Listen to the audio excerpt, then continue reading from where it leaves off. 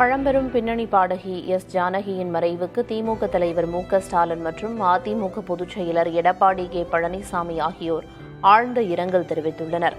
மெல்லிசை மன்னர் எம்.எஸ். விஸ்வநாதன் முதல் அனிருத் வரை ஆயிரக்கணக்கான பாடல்களை பாடிய கானகோகிலம் ஜானகியின் மறைவு இந்திய திரைத்துறைக்கு பேரிழப்பு என ஸ்டாலின் தனது பதிவில் குறிப்பிட்டுள்ளார்.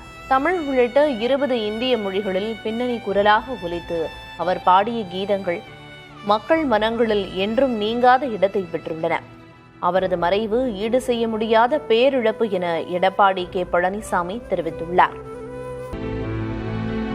பின்னணி பாடகி எஸ் ஜானகி மறைவுக்கு இந்திய கம்யூனிஸ்ட், மார்க்சிஸ்ட் கம்யூனிஸ்ட் கட்சிகள் இரங்கல் தெரிவித்து அறிக்கை வெளியிட்டுள்ளன.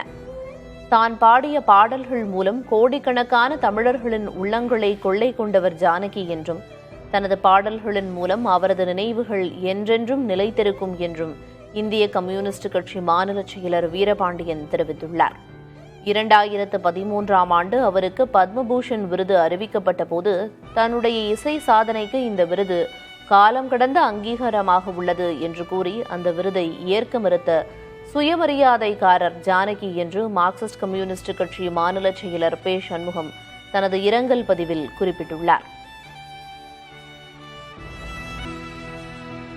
பழம்பெரும் பின்னணி பாடகி எஸ் ஜானகி அவர்களின் மறைவுக்கு தமிழக முதல்வர் விஜய் ஆழ்ந்த இரங்கல் தெரிவித்துள்ளார்.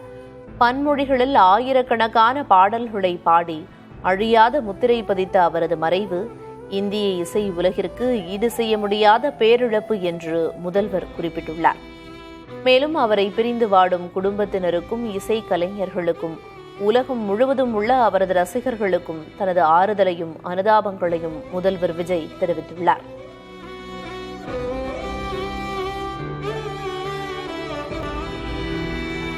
மறைந்த பின்னணி பாடகி எஸ் ஜானகியின் இறுதிச் சடங்கு நிகழ்வுகள் இன்று மைசூருவில் நடக்கும் என தெரிவிக்கப்பட்டுள்ளது. HD கோட்டை சாலையில் உள்ள ஜானகியின் பண்ணை வீட்டில் இறுதிச் சடங்கு நடத்துவதற்கான ஏற்பாடுகள் மேற்கொள்ளப்பட்டு வருகின்றன. முன்னதாக பொதுமக்கள் அஞ்சலிக்காக ஜானகியின் உடல் மகாராஜா கல்லூரி மைதானத்தில் வைக்கப்படுகிறது.